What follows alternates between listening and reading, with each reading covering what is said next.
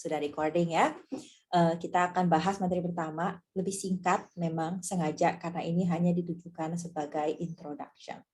Introduction to Java. Harapan saya ini akan memberi pengantar big picture ya. Jadi pengantar big picture-nya kita akan lihat semakin dalam dan semakin detail segala perintil yang kita sebutkan hari ini sepanjang pekan-pekan ke depannya.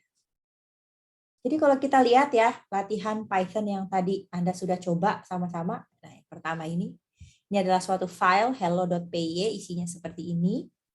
Outputnya apa ya? Kalau saya tulis Python hello py katanya. Itu tadi tinggal ngeprint doang kan ya. Nah, tadi sebagai comparison, tadi sebelumnya saya sudah sempat tunjukkan satu buah potongan code Java dan dia agak lebih panjang ya untuk sekedar mencetak sesuatu. Semoga semuanya masih ingat ya tentang printing seperti ini. Selanjutnya ada beberapa pertanyaan yang terkait dengan suatu program Python yang namanya greet.py. Nah, di sini kita mengirim suatu command line argument harusnya ke dalam Python file Python greet.py ini. Dan di sini kita lihat bahwa saya punya 3 pertanyaan ya kalau nggak salah tadi. Gimana kalau cuma greet PY doang, gimana kalau PY DDP2, gimana kalau PW aku suka DDP2, dan outputnya adalah seperti ini. Yang pertama masih error, yang terakhir juga error karena argumennya kepanjangan, kalau yang pertama karena argumennya kurang, dan kalau yang tengah itu just right, jadi keluarlah dia hello DDP2. Lalu yang ketiga, yang agak dikebut ya oleh saya, mohon maaf, semoga nggak pada panik ya. Kita emang agak kebut di sini karena tujuannya bukan untuk benar-benar mempelajari Python, tapi untuk refreshing saja. Dan di sini apa yang terjadi ketika kita masukkan Python min py 100 ataupun Python min py 100 hehe. Ternyata ketika dia mengeluarkan outputnya, kalau 100 ya dia akan keluarkan the random number minimum yang dikatakan itu 100 kali, sedangkan kalau 100 hehe itu bukan argumen yang dia minta, sehingga dia akan keluar invalid type of argument. Nah, sampai di sini ini adalah contoh program-program Python yang harusnya sudah Anda pelajari ya di DDP1. Anda harusnya sudah mempelajari gimana sih membuat program Python, gimana sih saya mau mencetak, gimana saya membuat loop, gimana saya membuat function ya istilahnya kalau di Python, gimana caranya saya bisa membuat itu semua dalam bahasa pemrograman Python. Harapan saya sih 3 contoh yang tadi ditunjukkan masih cukup mudah untuk diikuti kalau Anda sudah selesai dan lulus kuliah di Tetapi more importantly, yang menjadi harapan saya untuk harapan semuanya, kami semua sebagai dosen, apa yang Anda pelajari di DDP1 tidak sekedar, oh saya bisa programming Python. Bukan itu tujuannya. Melainkan harapan kami adalah ketika Anda diberikan suatu problem atau suatu isu, suatu task, Anda dapat menentukan suatu solusi algoritma yang dapat menyelesaikan problem itu.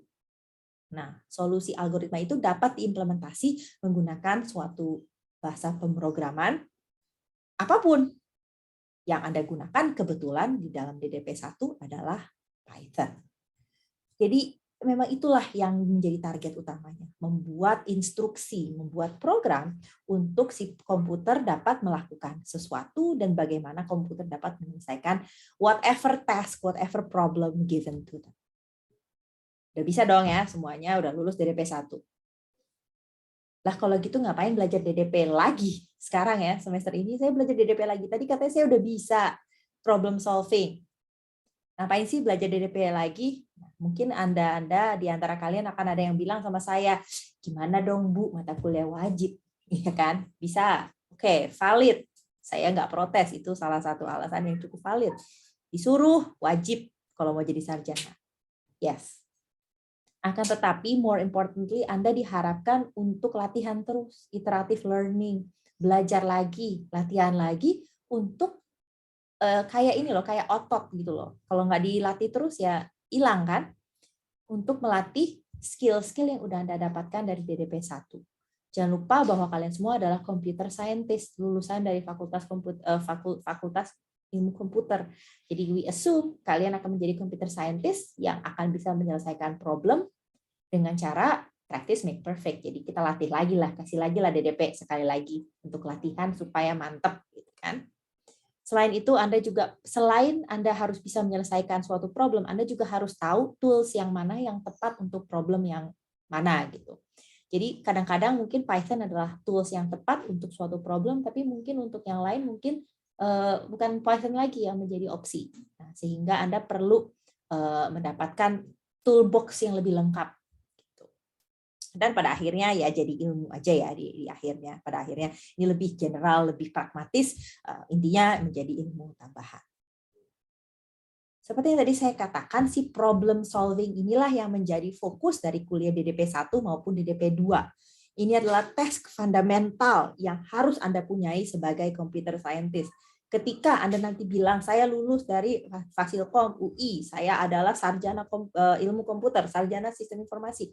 Yang diharapkan adalah Anda harus bisa menyelesaikan masalah.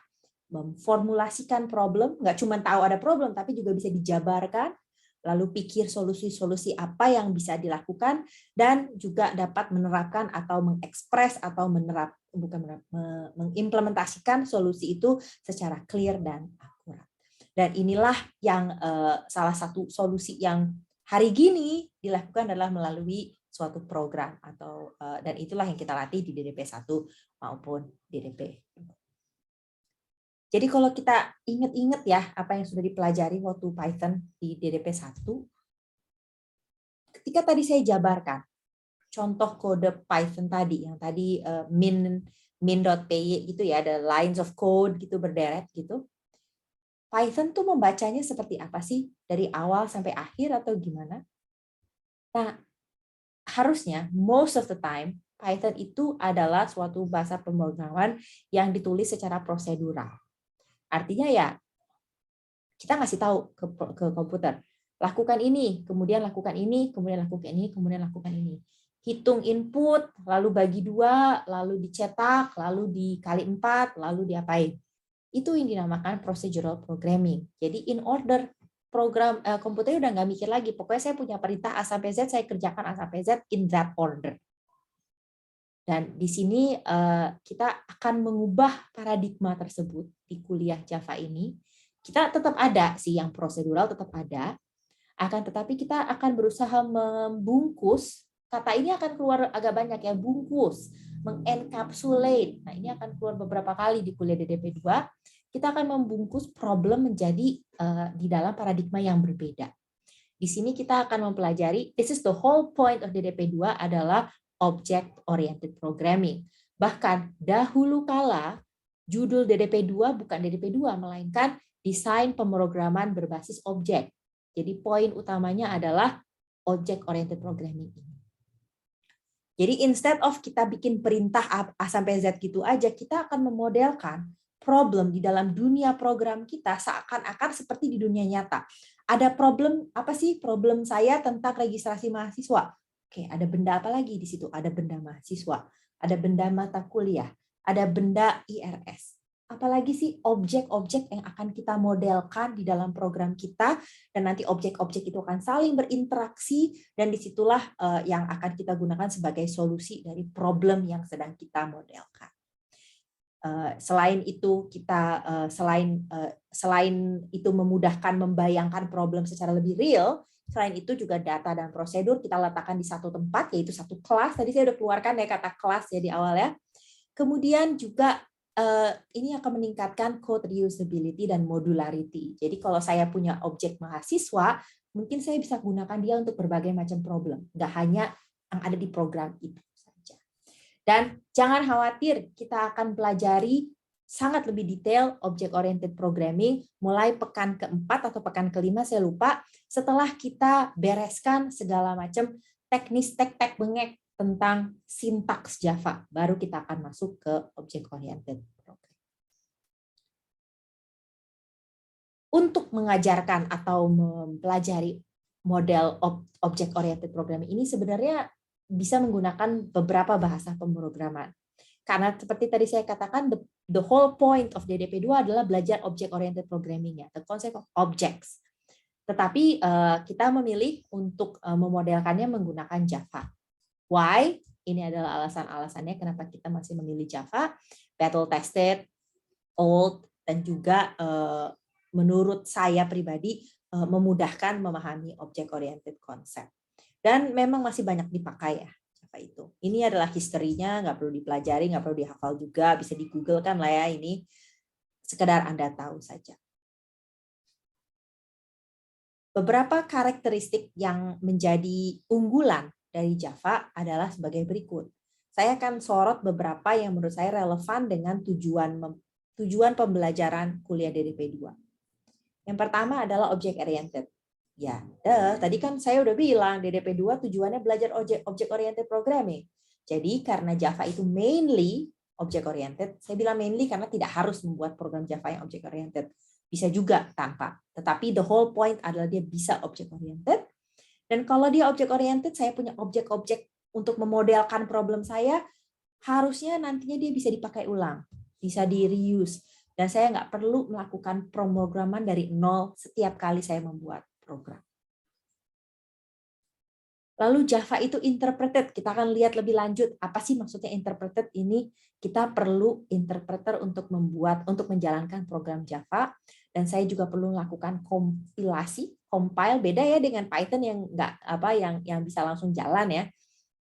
Tapi kalau ini kita perlu melakukan compiling dulu, baru jadi program Java, baru bisa di-run. Dan ini karena di interpreted, dia jadinya machine independent, dan dia bisa jalan di mesin apapun asalkan kita punya si Java interpreter itu. Nah, itu terkait dengan hal itu, Java itu jadinya architecture neutral dan portable. Kita bisa pindah kemanapun. Write once, run anywhere. Wora itu ya, saya bisa tulis sekali programnya, saya jalankan dimanapun. Yang penting saya udah interpret dia jadi bytecode, saya bisa jalankan dimanapun saya mau si program Java. Nah, ini adalah yang ingin saya sorot saja dalam konteks kuliah DDP2. Yang lainnya masih banyak, untuk lengkapnya banget ada kok di buku Liang itu untuk menjelaskan every single point yang ada di sini. Yang saya sorot hanya yang terkait dengan tujuan DDP2 sebagai object oriented programming. Nah, berhubung saya asumsinya Anda semua sudah ahli Python ya, udah lulus DDP1, asumsi saya kalian semua sudah ahli Python. Nah, jadi saya akan bandingkan si Java, saya akan bandingkan dengan Python, karena itu adalah sesuatu yang Anda sudah ketahui. Python itu dynamically type, Java itu statically type. Hold dulu ya, nggak perlu dipikirin dulu itu maksudnya apa. Kemudian Python itu bisa sih OOP, setahu saya harusnya di akhir-akhir DDP1 juga udah mulai masuk ke OOP dikit ya. Akan tetapi itu bukan keunggulan utama dari Python. Sedangkan untuk Java, mainly dia support object-oriented programming saja. Kalaupun dia nggak punya objek-objek, dia paling nggak akan punya class. Perubahan lain yang terjadi adalah pada assignment variable. Nah, kalau dulu di Python Anda bisa membuat suatu variabel sama dengan 42, beres begitu ya. Sedangkan untuk di Java kita harus secara eksplisit mendeklarasikan dia itu variabel macam apa. Int, integer kah? Double kah? String kah? Karakter kah? Saya harus dengan eksplisit memberitahu ini data apa.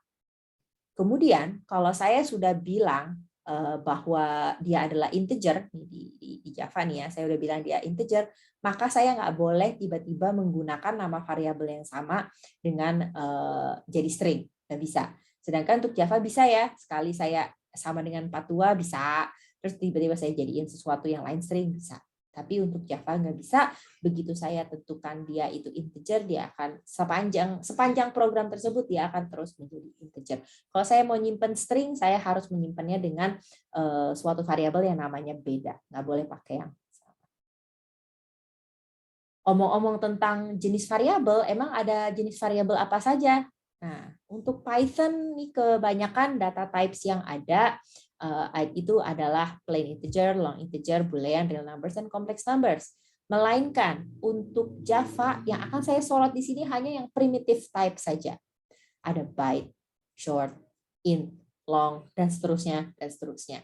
Kita akan bahas lebih detail tentang masing-masing tipe data ini di elementary Java programming. Kita akan bahas lebih detail satu-satu ini. Selain itu, ada juga reference type yang kita akan mulai mempelajari itu di array nanti ya. Kita akan mulai mempelajari reference itu maksudnya apa di array dan juga di object. For now, yang menjadi komparasi yang ekuivalen dengan data type Python mungkin adalah primitive type Java. Jadi disinilah saya bandingkan hanya primitive type Java. Selain itu ada apa lagi ya yang berbeda? Tentang comparison operator. Nah, ini hanya berlaku untuk primitive types ya. Jadi yang tadi saya sempat jabarkan daftarnya itu bisa menggunakan comparison operator yang Anda sudah tahu mungkin ya lebih dan sama dengan dan seterusnya. Akan tetapi untuk reference type itu tidak bisa digunakan. Kita akan bahas itu lebih lanjut di arrays dan seterusnya. Lalu untuk si Python itu secara diinterpret itu langsung ya. Jadi Anda kan punya ini ya, punya konsol Python yang langsung ketik-ketik langsung jalan perintah apapun itu bisa jalan. Sedangkan kalau suatu program Java tuh nggak bisa. Saya harus tulis program Java, .java, saya compile dulu, lalu saya jadikan dia suatu Java program, barulah Java program itu bytecode-nya itu bisa saya jalankan sebagai program. Dan akhirnya dengan Java, MIM ini akan menjadi relevan karena Anda perlu melakukan kompilasi dulu, baru Anda bisa menjalankan program Anda. Dan compiling ini walaupun nggak selama itu ya, ini dramatis ya di dalam komik ini, tetapi betul kita perlu compile dulu, baru selesai. Maka dari itu, saya akan masuk ke compiling and running a Java program. Akan saya demokan ya nanti ya. Jadi compiling dan running a Java program, saya punya suatu source code, saya punya code suatu file, hello.java misalkan.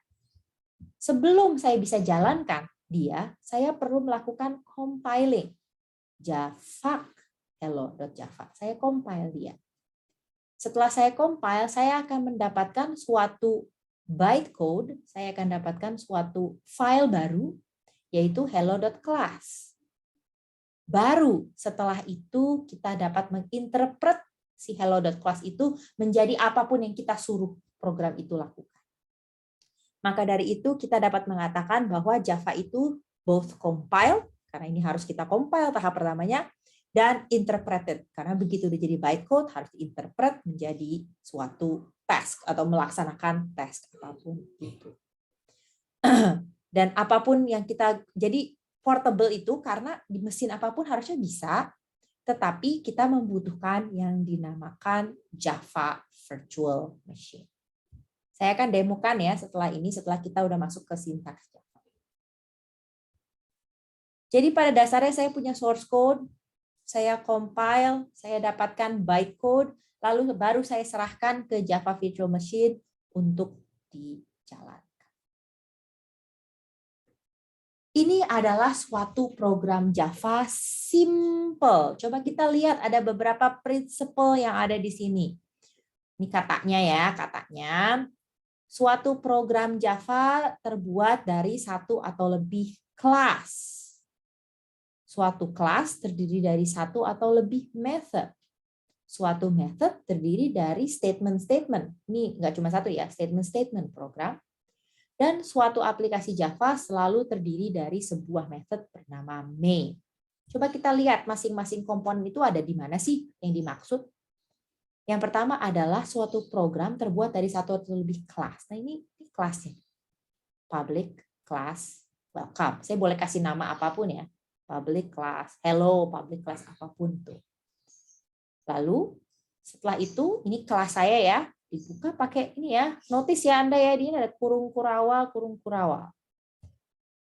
Suatu kelas terdiri dari satu atau lebih method. Nah, ini ada satu method yang ada di dalam public class-nya. Di sini methodnya namanya main. Kebetulan contohnya ya di sini. Di dalam satu method, nih, kita memiliki suatu statement. Di sini cuma satu kebetulan statementnya, tapi bisa banyak ya. Kita punya suatu statement, welcome to Java. Dia nyuruh print ya, welcome to Java. Dan untuk semua aplikasi Java pasti memiliki satu method main. Semua satu kelas itu pasti memiliki bukan satu kelas, maaf. Satu aplikasi itu pasti memiliki satu method main. Dan inilah suatu anatomi dari Java program. Ada class name, ada main method, ada statement, ada terminator, ada reserve word, dan seterusnya akan saya bahas satu persatu. Coba kita lihat contoh yang tadi. Class name. Setiap program Java pasti punya satu kelas. Setiap kelas harus punya nama. Nah, secara konvensi saya kasih nama itu pasti pakai huruf besar. Kenapa? Nggak harus sih, nggak akan error gimana-gimana. Tetapi kita ikutin konvensi aja. Bahwa untuk class name kita gunakan huruf besar untuk memulainya. Di dalam contoh ini kita punya kelas namanya welcome. Nah, tadi kan katanya untuk suatu kelas bisa memiliki method-method ya. Nah, di sini kebetulan contoh ini cuma satu methodnya, yaitu method main. Dan si method main ini adalah di mana program Java mulai mengeksekusikan. Jadi pertama kali kita menjalankan program Java itu mulainya dari method main. Apapun yang terjadi itu mulainya dari method main. Jadi kita pertama kali program itu akan dieksekusi dari main method seperti itu. Di dalam method ada beberapa statement. Kadang-kadang bisa banyak, tetapi di sini contohnya cuma satu. Dalam program ini, kebetulan si main menyuruh program untuk melakukan print out welcome to Java. Lalu kita perlu tahu bahwa setiap Anda mengeluarkan statement, setiap ada yang disuruh ke komputer, ke Java nih. Contohnya di sini statementnya adalah system.out.println welcome to Java. Kita perlu mengakhiri setiap statement dengan titik koma. Hati-hati di sini, banyak mahasiswa yang pindah dari Python ataupun MATLAB pindah ke Java dan sering kelupaan titik koma. Karena kalau di Python nggak perlu ya, di Python kan nggak perlu diakhiri dengan apapun, pokoknya berakhir selesai lah gitu kan. Sedangkan untuk Java kita harus mengakhiri statement dengan titik koma. Kalau enggak, dia akan mengeluarkan syntax error. Nah, kayak tadi saya katakan kalau mau ngasih nama dari kelas boleh apa aja ya, tadi saya bilang mau welcome kayak mau hello kayak boleh ya. Akan tetapi ada beberapa kata yang nggak boleh dipakai karena menjadi reserved words. Karena itu ada artinya di dalam program Java. Contohnya kata kelas ini nggak boleh dipakai. Jadi saya nggak boleh ya public class tuh nggak boleh. Karena kelas itu adalah suatu reserved word. Apalagi public juga itu adalah kata reserved words. Nggak usah dipikirin dulu ya ini maksudnya apa. Kita akan bahas lebih detail di bab berikutnya. String itu nggak boleh karena string itu ada artinya gitu di dalam Java. Sistem nggak boleh dipakai karena itu ada artinya di Java. Ada beberapa reserved words. Seingat saya ketika bisa di Google deh Java reserved words. Seingat saya ada ini dia. Jadi ini ada keywords in Java. Ini adalah Java reserved words yang tidak boleh digunakan untuk memberi nama method atau nama variabel ataupun nama kelas tuh nggak boleh menggunakan kata-kata ini Java keywords. Nanti saya tambahkan deh di tautan ini di Skele setelah kelas ini berlalu. Oke, selanjutnya. Tadi kan saya katakan ada kelas ya, lalu kelasnya itu diikuti dengan kurung kurawal. Kurung kurawal itu sampai bawah sini. Dan itulah yang menandai di mana awal dan akhir dari kelas tersebut. Nah, jadi ini adalah kelas blok. Kurung kurawal buka, kurung kurawal tutup. Ini satu kelas. Lalu method ini kurung kurawal buka, kurung kurawal tutup. Artinya dia berlakunya sampai di sini. Dan di sini akan menunjukkan tempat berawal dan berakhirnya dari blok-blok yang ada. Ada beberapa ya special symbols yang ada yang digunakan di dalam Java. Jadi contohnya bukan dash, sorry, apa sih? Backslash ini itu untuk membuat komen. Kemudian ini adalah kurung kurawal untuk membuka blok dan menutup blok. Ada kurung siku untuk string, array, sorry, bukan untuk array, maaf, bukan untuk string, untuk array. Kemudian kutip itu untuk string, dan kurung biasa juga untuk argumen. Titik koma untuk berakhir, ini masing-masing ada artinya ya. Masing-masing itu ada artinya, itu apa sih yang dimaksud untuk masing-masing special symbol. Oke, saya tadi katakan akan melakukan demo ya. Nah, untuk Anda nanti kalau mau menggunakan IDE, nah tunggu ini ya, tunggu asdos ya di sesi lab hari Kamis ini. Seharusnya hari Kamis ini ada pengantar tentang Java, Git, dan IDE ya. Jadi Anda boleh menggunakan bebas IDE yang mana saja, seperti preference Anda. Saya nggak tahu apakah asisten semester ini ada preference tertentu. Oke. Jadi kalaupun Anda menggunakan IDE, mohon dipahami bahwa apa yang terjadi seperti ini, step by step-nya. Oke, jadi ketika Anda menulis suatu Java program, tadi udah tahu ya bahwa kelas itu pakai kurung kurawal untuk batas-batasnya. Jadi ini sebenarnya boleh dilakukan nih, karena saya punya public class, lalu habis itu saya buat kurung buka, kurung tutup. Boleh ya kayak gini? Boleh.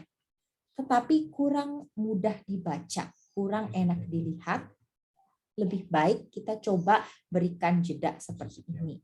Jadi kurung kurawalnya begini dan ditutup di sini dan seterusnya supaya bagian-bagian dari programnya tuh kelihatan jelas. Oh, ini kelasnya dari sini sampai sini. Oh, ini mainnya sampai di sini gitu. Dan kenapa saya sampaikan konvensi menulis dari awal adalah karena programming habits itu lebih baik kita mulai dari awal. Programming habits yang baik ini karena di di DDP2 ini selain untuk OOP kita ingin menekankan reusability dan modularity. Maksudnya adalah kalau Anda membuat suatu bagian code itu bisa di-reuse dan bisa dipakai ulang oleh orang lain atau Anda di kemudian hari, dan tentunya akan lebih mudah di-reuse jika tertulis dengan enak dan bisa dibaca dengan enak.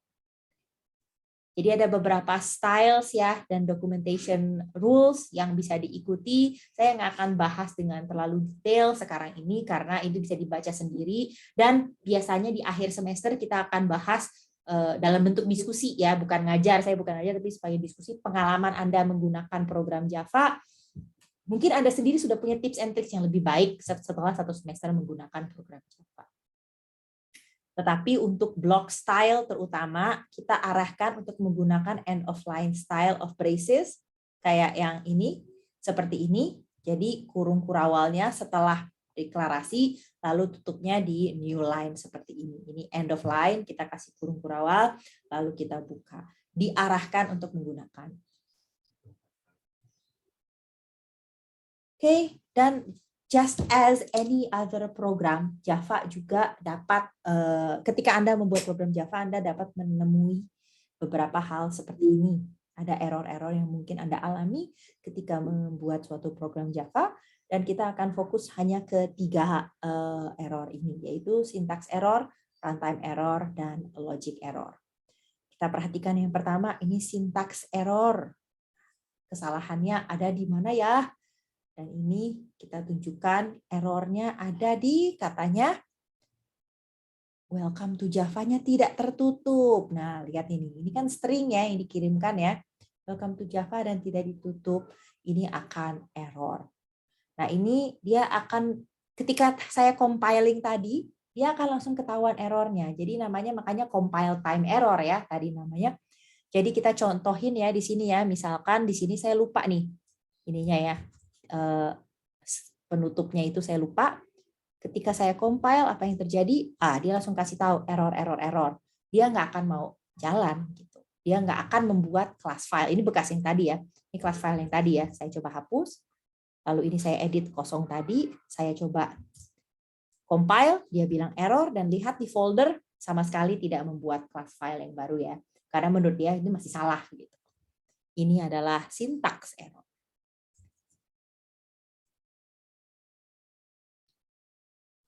Selanjutnya ada yang dinamakan runtime error. Dia dikatakan runtime karena kejadiannya ketika nge-run. Artinya ketika compile dia nggak akan bilang error. Karena dia pikir ya nggak apa-apa, itu jalan aja kok, nggak masalah gitu. Secara sintaks sudah oke, akan tetapi ini akan terjadi error ketika running. Contohnya di sini saya lakukan 1/0. Itu aritmatik, nggak boleh ya. Mungkin yang udah ngambil kalkulus tahu ya, divide by zero itu dosa besar. Jadi Anda tidak boleh melakukan divide by zero, dan disinilah nggak ketangkep ketika di-compile, tapi ketika di-run dia.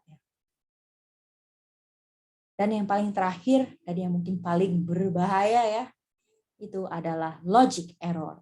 Kenapa? Karena nggak ketahuan ketika di-compile, nggak ketahuan juga ketika di-run, karena dia itu compiling dan dia itu running dengan baik, dengan benar, nggak ada error secara teknis, akan tetapi logiknya salah. Jadi ini terjadi di sini, nanti kita akan belajar, ini terjadi ketika 9 dibagi 5, ini dia kehilangan precision-nya di sini. Jadi keluar output-nya salah, tidak benar ya 67 dalam Fahrenheit. Jadi tapi kan komputernya nggak tahu, komputer kan nggak ngerti konsep Celsius dan Fahrenheit. Pokoknya dia eksekusi aja apa yang disuruh di dalam program. Orang sintaksnya benar, dijalankan, tidak ada error aritmatik kayak yang tadi bagi zero, nggak ada. Tetapi dia akan mengeluarkan output yang salah. Karena logiknya udah salah. Nah, ini logic error ini adalah tugasnya programmer. Tugas saya, tugas Anda, tugas kita semua sebagai programmer, kita nggak boleh dong bikin logic error. Kalau kita bikin logic error ya program itu kan bodoh ya. Yang pinter kan kita ya, yang pinter itu programmer. Jadi program cuma akan mengeksekusi apa yang diberikan kepadanya, dan admittedly ini adalah error yang paling sulit ditangkap sebelum terjadi. Oke. Dengan demikian,